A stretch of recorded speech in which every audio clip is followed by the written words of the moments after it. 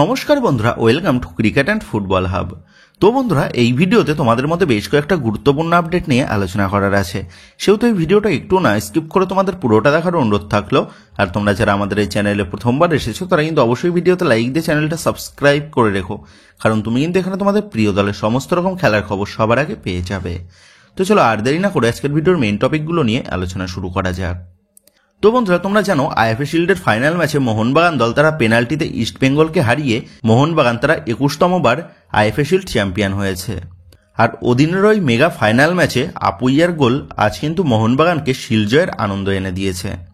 ওই mega final ম্যাচে Cummins ভাইয়ের পেনাল্টি মিসের পর হামিদ যেভাবে গোল করে 1-0 গোলে এগিয়ে দিয়ে গেছিল ইস্টবেঙ্গলকে, তাতে যদি প্রথমার্ধে গোল পরিশোধ না হতো তাহলে কিন্তু দ্বিতীয়ার্ধে মোহনবাগানকে বেশ চাপের মুখে পড়তে হতো। তবে মোহনবাগান দলের গোলকিপার বিশাল কায়েত বাদে দলের প্রতিটা প্লেয়ারেরই কিন্তু গোল করার ক্ষমতা আছে। আর সেই মতনভাবেই ওদিনের ম্যাচে আপুইয়ার গোলে সমতায় ফিরে শেষ পর্যন্ত শেষ 80টা হাসে কিন্তু মোহনবাগান। আর আপুইয়ার ওই দুর্দান্ত গোলের ফলে ডার্বির নতুন নায়ক হয়ে আপুইয়া যেমন সম্মান পাচ্ছে আপামর মোহনবাগানের কাছ থেকে, তো ঠিক তেমনভাবেই আপুইয়াকে কিন্তু অভিনন্দন জানানো হলো ফিফার তরফ থেকেও। তবে সেটা কিন্তু আপুইয়ার গোলের জন্য নয়, ফিফার তরফ থেকে আপুইয়াকে শুভেচ্ছা জানানো হয়েছে আপুইয়ার জন্মদিনের জন্য। তো তোমরা জানো গত 17 তারিখ মানে ডার্বির আগের দিন আপুইয়ার জন্মদিন ছিল, আর ফিফার তরফ থেকে আপুইয়াকে তার জন্মদিনের শুভেচ্ছা জানানো হয়েছে। ফিফার তরফ থেকে আপুইয়ার ফটো পোস্ট করে সেখানে ক্যাপশনে লেখা হয়েছে, ভারতীয় ফুটবলের প্রধান মিডফিল্ডারকে জানাই শুভ জন্মদিন। তো তোমরা ভাবতে পারছো ফিফার মতন বিশাল ফুটবল মঞ্চ থেকে আপুইয়ার পারফরমেন্সের কারণে আপুইয়াকে শুভেচ্ছা জানানো হয়েছে। যে ফিফা ওয়ার্ল্ড কাপে আমাদের জাতীয় দলের অংশগ্রহণ করাটা রীতিমতন দুঃস্বপ্ন, সেখানে দাঁড়িয়ে আপুইয়ার খেলাতে মুগ্ধ হয়ে ফিফা তারা কিন্তু আপুইয়াকে জন্মদিনের শুভেচ্ছা জানিয়েছে। সো আশা করব জাতীয় দলের জার্সিতে আপুইয়া সে আগামীতে আরও ভালো পারফরমেন্স করুক এবং সে যেন ভবিষ্যতে ভারতীয় ফুটবলের one of the best player হিসাবে নিজেকে প্রমাণিত করুক। তো যাই হোক, আইএফএ শিল্ড কিন্তু এখন অতীত। আইএসএল শুরু হওয়ার আগে এখন সমস্ত ভারতীয় ক্লাব ফুটবলের নজর সুপার কাপের দিকে। তো তোমরা জানো চলতি মাসের 25 তারিখ থেকেই শুরু হয়ে যেতে চলেছে এই মরশুমের সুপার কাপ টুর্নামেন্ট। আর এই মরশুমের এই সুপার কাপ টুর্নামেন্ট অনুষ্ঠিত হতে চলেছে গোয়াতে। টুর্নামেন্টের অভিষেক ম্যাচেই তথা আগামী 25 তারিখ বিকেল 4:30 থেকে ইস্টবেঙ্গল দল তারা মুখোমুখি হতে চলেছে রিয়েল কাশ্মীরের পরিবর্তে সুপার কাপে অংশগ্রহণ করা দল ডেম্পো এসসির বিরুদ্ধে। এবং ওই 25 তারিখ অর্থাৎ ডবল হেডার ম্যাচে সন্ধ্যে 7:30 থেকে বাংলার আরেক প্রধান অর্থাৎ শিলজয়ী দল মোহনবাগান তারা কিন্তু মুখোমুখি হতে চলেছে চেন্নাইন এফসির বিরুদ্ধে। যে চেন্নাইন এফসি দলে এই মৌসুমের নতুন হেড কোচ পদে যোগ দিয়েছে মোহনবাগানের প্রাক্তন ভারতীয় সহকারী কোচ ক্লিফোর্ড মিরান্ডা। তো এই ক্লিফোর্ড মিরান্ডার হাত ধরে এর আগে ওড়িশা এফসি তারা কিন্তু সুপার কাপ চ্যাম্পিয়ন হয়েছিল। সো এবার কিন্তু সেই ক্লিফোর্ড মিরান্ডার তার নতুন দল চেন্নাইন এফসিকে সুপার কাপ চ্যাম্পিয়ন করানোর জন্য মাঠে নামতে চলেছে। তো যাই হোক, এবার কিন্তু সকল মোহনবাগান সমর্থকদের মনের মধ্যে একটাই প্রশ্ন ঘোরাফেরা করছে যে মোহনবাগান দল তারা কবে গোয়ার উদ্দেশ্যে রওনা দিতে চলেছে সুপার কাপ টুর্নামেন্টের ম্যাচগুলো খেলার জন্য। তো এই বিষয়ে তোমাদের জানিয়ে রাখি, শিল্ড জয়ের পর আপাততভাবে দলের প্লেয়ারদের প্র্যাকটিস থেকে ছুটি দেওয়া হয়েছে। তবে আগামী 23 তারিখ মোহনবাগান দল তারা কিন্তু গোয়ার উদ্দেশ্যে রওনা দেবে সুপার কাপ টুর্নামেন্টে অংশগ্রহণ করার জন্য। এবং এই সুপার কাপ টুর্নামেন্টে মোহনবাগানের ম্যাচ রয়েছে 25 তারিখ সন্ধ্যে 7:30 থেকে চেন্নাইন এফসির বিরুদ্ধে, আগামী 28 তারিখ সন্ধ্যে 7:30 থেকে ডেম্পো এসসির বিরুদ্ধে এবং আগামী 31 তারিখ সন্ধ্যে 7:30 থেকে ইস্টবেঙ্গলের বিরুদ্ধে।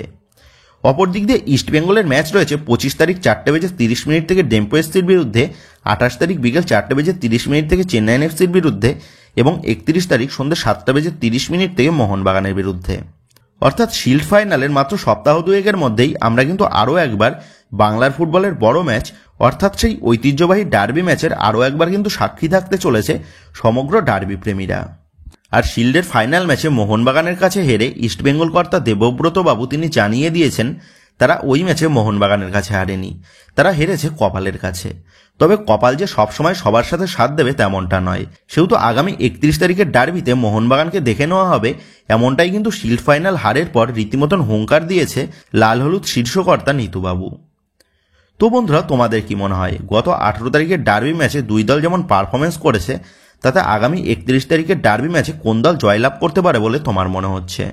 মোহনবাগান কি পারবে শিল্ডের ডার্বির মতনই সুপার কাপের ডার্বি ম্যাচেও ইস্টবেঙ্গলকে হারাতে, নাকি শিল্ডের ডার্বি ম্যাচ হারের বদলা সুপার কাপে নিতে পারবে ইস্টবেঙ্গল? এই বিষয়ে তোমাদের মতামতটা অবশ্যই কিন্তু নিচে কমেন্ট করে জানিয়ে দিও।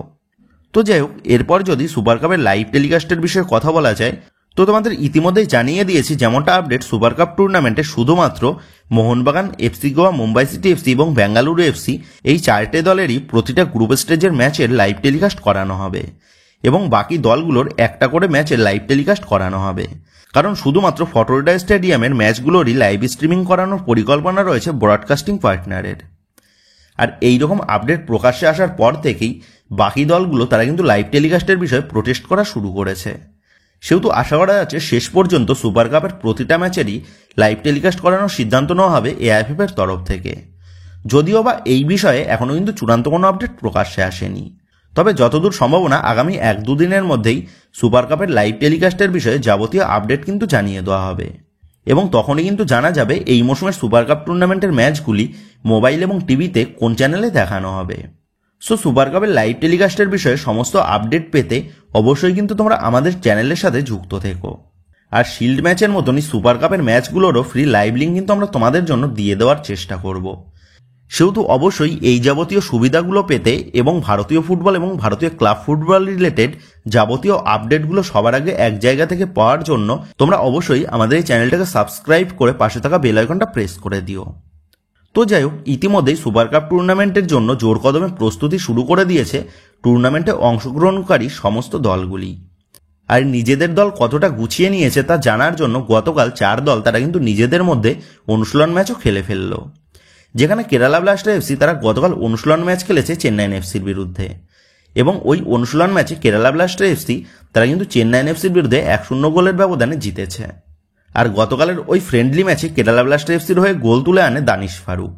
অপরদিক দিয়ে আবার গতকাল পাঞ্জাব এফসি তারা অনুশীলন ম্যাচে মুখোমুখি হয়েছিল হায়দ্রাবাদ এফসির পরিবর্তন দল অর্থাৎ স্পোর্টিং ক্লাব দিল্লির বিরুদ্ধে, যেখানে ওই ম্যাচে পাঞ্জাব এফসি তারা কিন্তু 6-1 গোলের ব্যবধানে স্পোর্টিং ক্লাব দিল্লিকে পরাজিত করেছে। সুতরাং এটা বলাই যায় এই মৌসুমের সুপার কাপ টুর্নামেন্টের খেতাব জয়ের লক্ষ্যে টুর্নামেন্টের অংশগ্রহণকারী সমস্ত দলগুলি তারা কিন্তু জোর কদমে নিজেদের অনুশীলনে মগ্ন রয়েছে।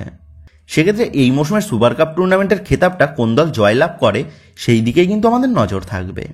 তো যাই হোক, এবার লাস্ট আপডেটটা বেরিয়ে আসছে CR7 এর ভারতে আসার বিষয় নিয়ে।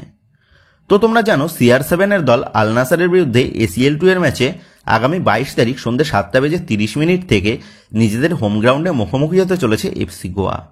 আর এই ম্যাচের জন্য গোয়ার সমস্ত ফেসিলিটি দেখার জন্য গোয়াতে ইন্সপেকশনে এসেছিল আল নাসারের 2 কর্তা এবং যেমনটা খবর তারা কিন্তু গোয়ার সমস্ত ফেসিলিটিতে বেশ খুশি।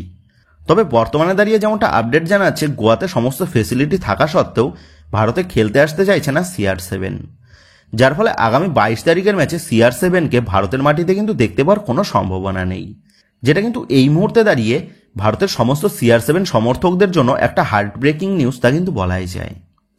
তো যাই হোক বন্ধুরা, এই ভিডিওতেই সামান্য কিছু আপডেট নিয়েই তোমাদের মধ্যে আলোচনা করার ছিল। তো আশা করি ভিডিওটা তোমাদের ভালো লেগেছে। তো যদি ভিডিওটা ভালো লেগে থাকে তাহলে ভিডিওতে লাইক দিয়ে চ্যানেল সাবস্ক্রাইব করে পাশে থাকা বেল আইকনটা অবশ্যই প্রেস করে দিও। আর তোমরা যারা এখনো পর্যন্ত আমাদের সোশ্যাল মিডিয়া পেজের সাথে যুক্ত হওনি তারা নিচে ডেসক্রিপশন বক্সের লিঙ্ক থেকে আমাদের সোশ্যাল মিডিয়া পেজের সাথে যুক্ত হয়ে যেও, কারণ এখন কিন্তু সমস্ত রকমের লেটেস্ট আপডেটগুলো সবার আগে আমাদের সোশ্যাল মিডিয়া পেজে পোস্ট করা হয়। আর তোমরা এখন ফেসবুক এবং ইনস্টাগ্রামে গিয়ে তোমরা আমাদের এই চ্যানেলের নাম লিখে সার্চ করলেও তোমরা কিন্তু আমাদের ফেসবুক এবং ইনস্টাগ্রাম পেজটাও খুঁজে পেয়ে যাবে।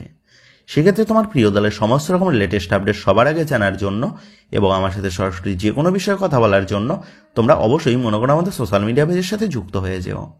তো বন্ধুরা, এই ভিডিওটা এটুকুই ছিল। তো আসি বন্ধুরা, দেখা হচ্ছে পরের ভিডিওতে।